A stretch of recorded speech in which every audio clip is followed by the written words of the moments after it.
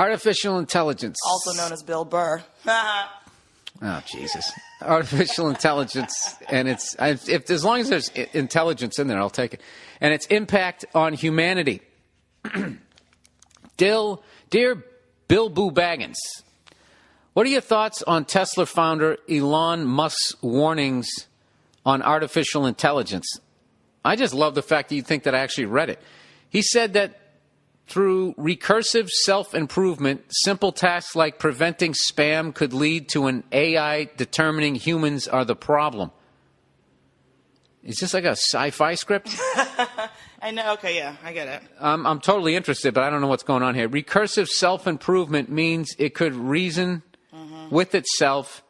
Oh, this is like when you make a computer that like has emotions like a human being? Well, no, it's like he's talking about we're trying to get rid of spam and email and stuff, but whatever program is like, wait, there's a human being behind the spam. There's a human being behind the Nigerian prince scheme, or the, oh my God, friend, I'm trapped in Denmark and I've had my passport and all my money like taken from me. And I don't think that is. I think he's talking AI. Look, simple tasks like preventing spam could lead to AI. Artificial intelligence is a computer. Yeah, it's a robot. Determining humans are the problem. Yeah. Right, okay. So how is there a guy in Nigeria?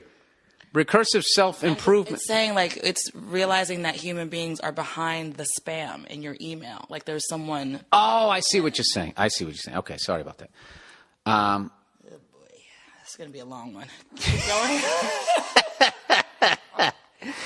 Recursive self-improvement means it could reason with itself and incrementally improve to overcome obstacles that prevent it from fulfilling its objectives. I listened to previous podcasts, and you've mentioned you think there would be a backdoor built into any AI machine robots by the powers that be. However, using the recursive self-improvement that Elon mentioned, an AI could eventually reason with itself that a backdoor preventing it from fulfilling its mandate must be ignored or overcome. Elon Musk is very intelligent, having founded PayPal, SpaceX, and Tesla, as well as playing a key role in Solar City. So I don't think his concerns should be taken lightly. Here's a book that delves into the subject in more detail because I know you're a deep thinker. See what I'm saying? They're all giving me shit. Oh, that's funny.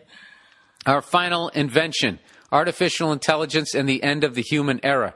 Thanks for your fucking opinion. Is this some like sort of like 1984 type shit? Like, you know? No, 1984 was humans on humans.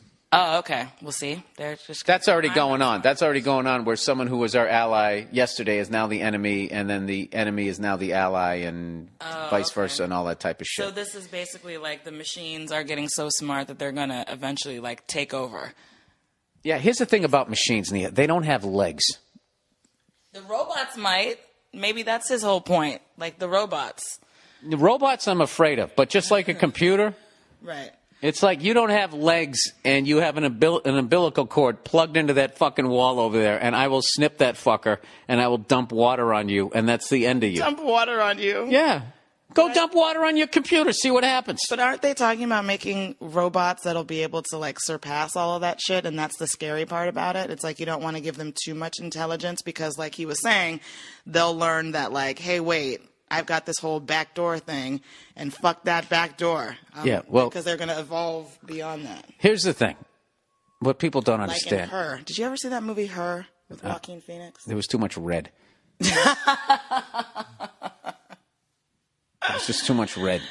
He was the only one really that wore red. But anyway, go on. Anyways, this is what I feel. People are acting like this just some nerdy scientist. I'm going to make this artificial intelligence bullshit. It isn't. It's rich people. And rich people at the top want to phase out us. They're sick of us. Like we are an inconvenience to them with our complaints and our needs. They want us to shut the fuck up. They want us to all to be making fucking slippers for them for fucking 50 cents a month. They want to have all the cars. They want, like, it's like when I went to the farmer's market yesterday, right? Mm-hmm. To add to my effeminate weekend of pumpkin bread and driving a Prius.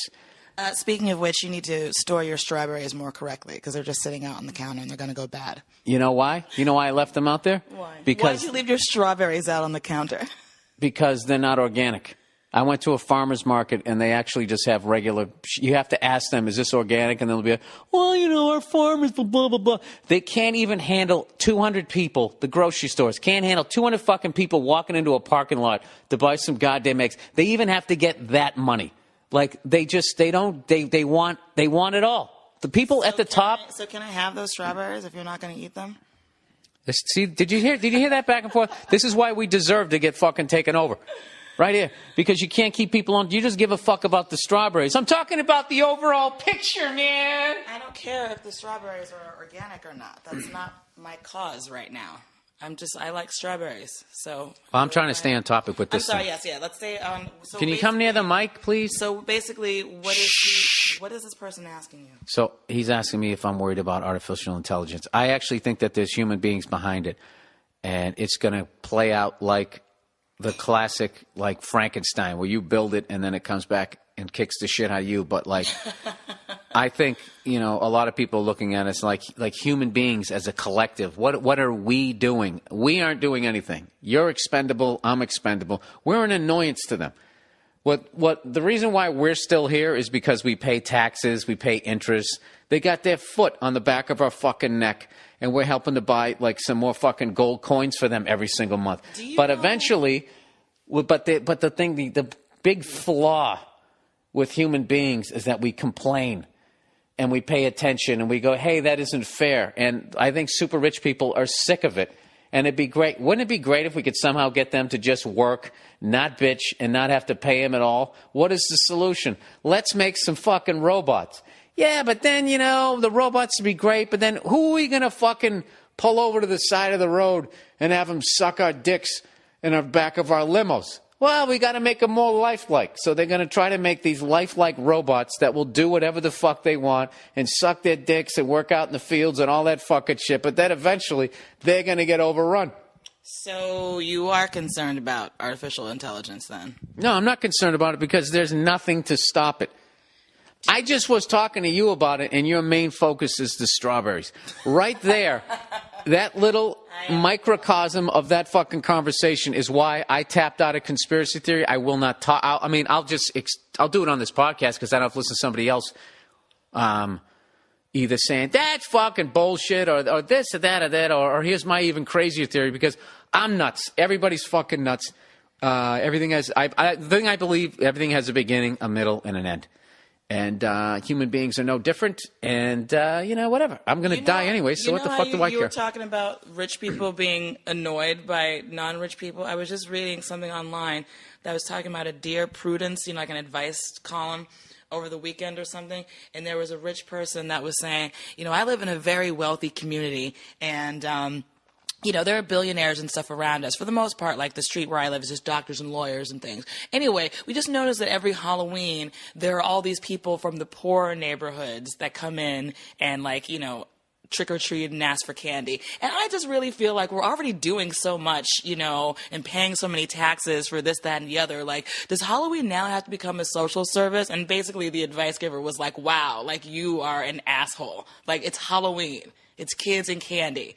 Like, are you really trying to make a bigger statement about society over Halloween? Wait a minute. You canceled Halloween at our house. Not because of any sort of, class issue. I canceled Halloween because people were coming over here acting like fucking morons. I don't want 40-year-old people just standing there dead-eyed looking at me like, what's up with the candy? Or high school kids who don't isn't that what this guy's saying in a way? Don't even have the decency. All right, well then just take the age of the people out of it. High school's kids who don't even have the decency to come in a fucking costume, who don't even have the decency to say trick or treat. They stand there staring at you. You would get an applause break in this guy's gated community right now. Yeah. But it's like, come in a costume. I usually don't like women of color, but this one makes sense. Yeah, exactly. It's like, don't come in here there and be like fucking weird about it. I don't care if whoever, any kid that comes into the neighborhood from wherever they are. Halloween is awesome in that way because it's cute, fun kids. They're excited about going out. They're with their parents. Their parents are like, say thank you. Say, like, it's a lovely thing. You give out candy to 8 o'clock at night and then you turn the light out. Exactly. That's the thing. The kids that come with no costumes, and it's like I'm afraid they're going to egg the house, so I feel like I have to give them candy. Like, it's bullshit. It's annoying. I just want people to reciprocate the spirit of Halloween, okay? It's Can I not ask you a just question? me handing out candy. I need a little something from you, too. Can you imagine you're so broke that you look forward to Halloween so you can fucking walk up and try to get a candy bar from another adult? Do you realize how fucking demoralizing that is? I mean, I'm saying this, but we're getting off track. We're getting off track. Terrible, but there's also freeloaders out there too. But this is the thing. This is the thing, Nene, is what that guy is saying is how a lot of rich people view people who aren't rich. We should be privileged that we're in their presence. Yeah, like that type of guy. That type of guy. Do you think that type of guy would give a shit if the rest of the world got phased out and was replaced by robots that would work for him, would never go on strike, and were so lifelike that he could fuck them and it would feel like he was with the person? I mean, that's their idea of utopia because they're fucking sociopaths. Not all of them, but generally speaking, they're sociopaths. Is that the beginning of most, sci-fi novels? And it's like the convenience of it, and it's great. And then the robots eventually take over. Yeah. Because they're smarter than us, and they've somehow been able to continue to evolve beyond our programming. Right. Which is kind of like what Her was about a little bit. And then, and then basically what happens is then they forget that, like, they don't know how to...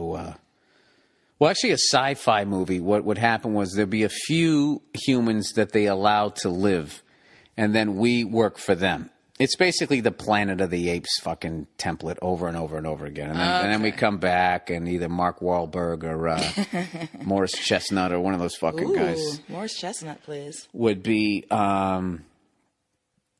is that really his name? Yes, it is. That sounds like the name of a cat.